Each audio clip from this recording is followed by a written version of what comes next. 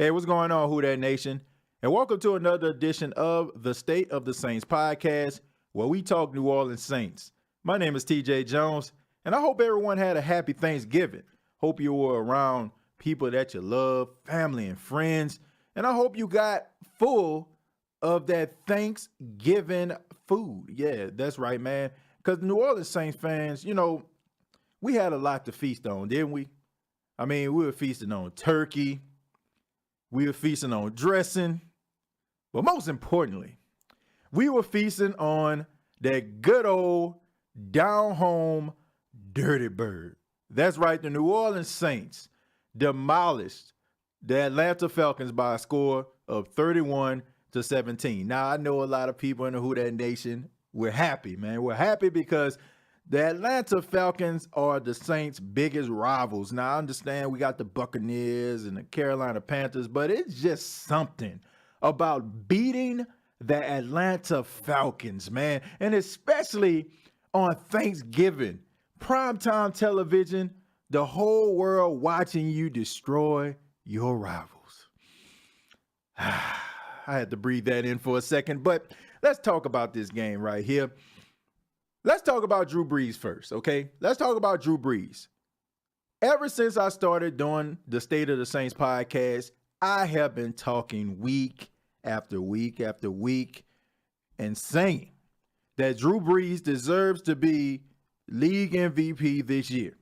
And there are so many people out there. I talk to people that are on Twitter, talk to people that's on YouTube. I may get in the comment section and have conversations. And there are so many people that talk about how Drew Brees doesn't deserve to be MVP. It is Patrick Mahomes. Patrick Mahomes is throwing for all these yards, all these touchdowns, yada, yada, yada. That's all we hear about. But for the sake of argument, on the State of the Saints podcast, on this edition, I am going to give you four reasons why Drew Brees should be your front runner for league MVP. Y'all ready for this? Reason number one. From the 28, here is Brees with time. End zone shot. They are down. Touchdown, New Orleans. Tommy Lee Lewis. I'm not finished. Reason number two. At the 12, first down, New Orleans. And Brees, play action. End zone wide open for the walk-in touchdown, Austin Carr. Reason number three. At 37, Brees doing it. At 39, going up top, and it's caught by Dan Arnold for the touchdown. And last but surely not least, reason number four. Matched up against the linebacker. Brees goes, other side, Kirkwood, touchdown. All the newbies are catching him on Thanksgiving night. Those are my four reasons why I feel like Drew Brees should be league MVP. Drew Brees threw 4 touchdowns to 4 unnamed, undrafted free agents on the team. There was no Alvin Kamara. There was no Mark Ingram. There was no Michael Thomas. There wasn't any Benjamin Watson or Ted Ginn Jr. 4 undrafted free agents. Drew Brees scored 4 touchdowns. 4 touchdowns with guys that nobody even knew. After the game, Drew Brees talked about the offense success and him utilizing some of the new talent. Each week, I think especially over the last, 3 weeks, you've seen just a level of confidence and growth and maturity. I think out of some, young players, really on both sides of the ball, stepping into roles, getting significant playing time, really having to contribute in a big way. And they've just continued to get better and better. And I think there's confidence that's building with that too. And so you just feel like we're scratching the surface. I watched every single Drew Brees game he has started for the New Orleans Saints.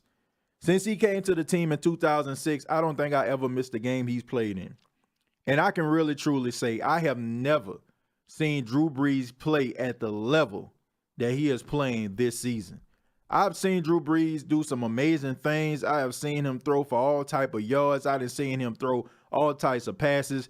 But the level he is playing this season, I never seen this from Drew Brees, and that's saying a lot, especially if you're a Saints fan. That is saying a whole lot. But if Drew Brees doesn't win MVP, it will be a travesty because I don't think anybody's playing a position any better than he is.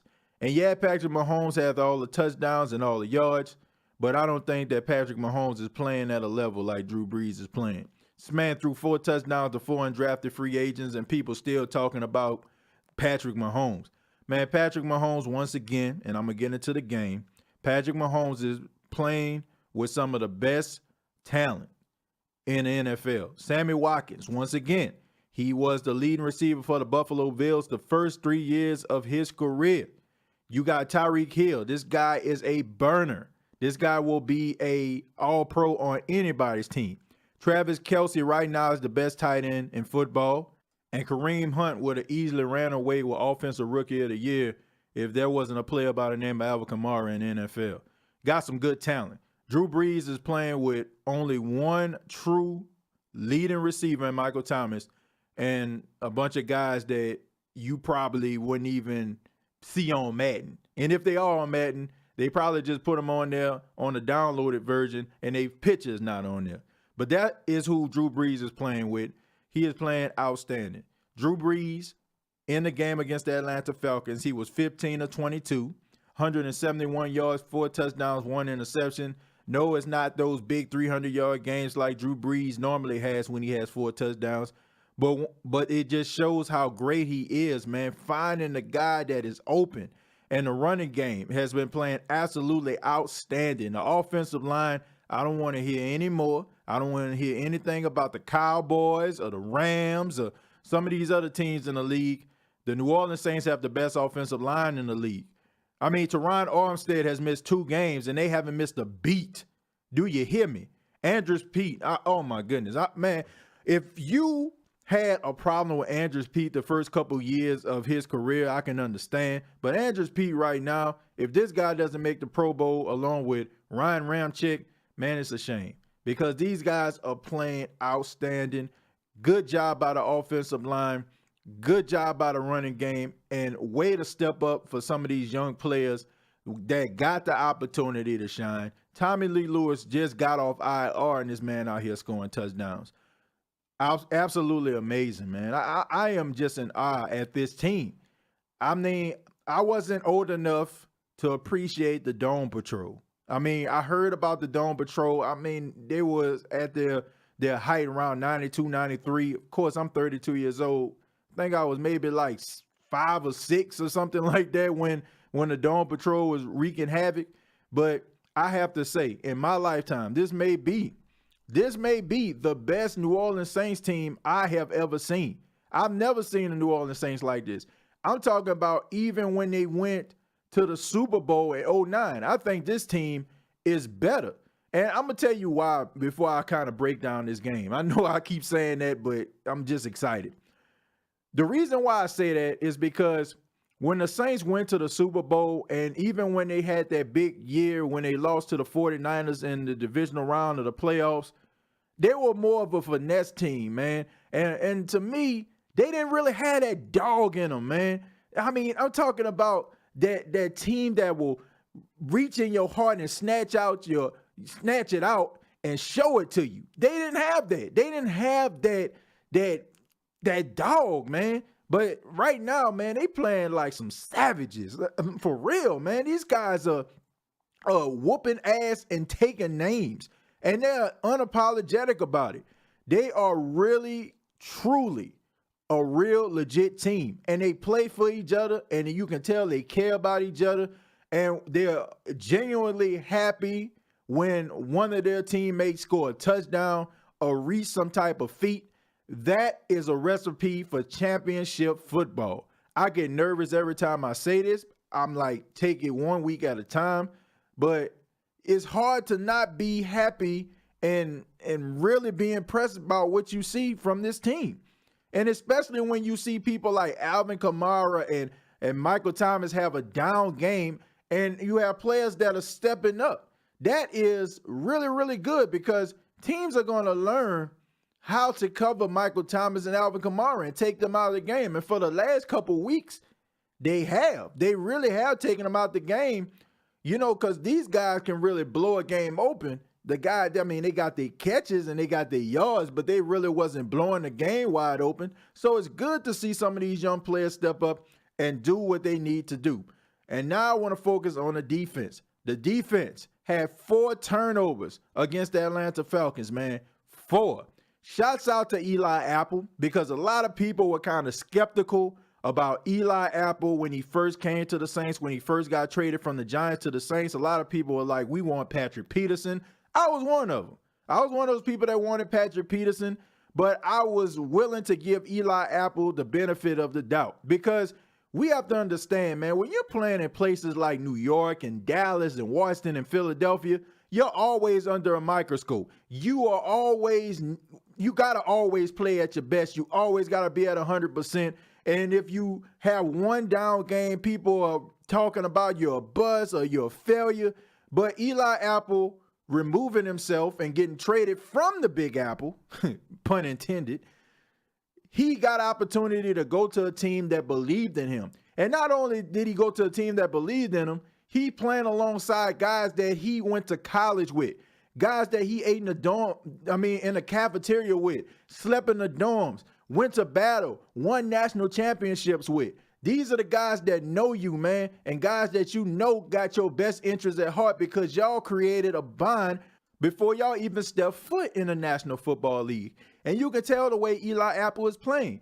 He had the duty of going up against Julio Jones, and for the most part, he did a good job. And that gave Marshawn Lattimore an opportunity to take Calvin Ridley out the game. We all know what Calvin Ridley did to P.J. Williams in the first game. I mean, he basically had a breakout game, and that kind of jump-started his career so far. But Marshawn Lattimore took him out of the game, jammed him up, made some good plays. Alex Anzalone, man, forcing turnovers. Sheldon Rankins is one of the best defensive tackles in football also. If you're going to be talking about Aaron Donald, which you should be talking about him, Sheldon Rankins should be around number 2 or number 3 in the NFC, or even number 2 or number 3 in the NFL as far as interior lineman, because this guy has 7 sacks on the season as an interior lineman. I don't know if y'all understand how good that is for a guy to be in a 3 technique and still making sacks. Oh my goodness, man, that guy is a monster. Cameron Jordan, he's getting double teamed, but now Sheldon Rankins is breaking out. You ain't gonna be able to double team him. So you're gonna have teams that are gonna have to go one-on-one. And Cam Jordan, if you get in one-on-one, the man gonna be eating. The defense looked really, really great against the Atlanta Falcons. Look, the Atlanta Falcons, I'm not even gonna call them the Dirty Birds on here. I know that's their name. I'm not going to acknowledge them as the Dirty Birds, because last night they were some lame ducks. Now, I know that they are loaded and decimated with injuries on the defensive side of football. A lot of their core players, are gone for the season, but too bad, so sad. I mean, it's unfortunate that they got hurt, of course. I don't want to see anybody hurt. Rather, I look at the team as a rival of the Saints or not. I don't want anybody to get hurt. But at the end of the day, you play to win the game. And Matt Ryan, I mean, we got to call it for what it is. And look, some people say that I'm being biased, whatever.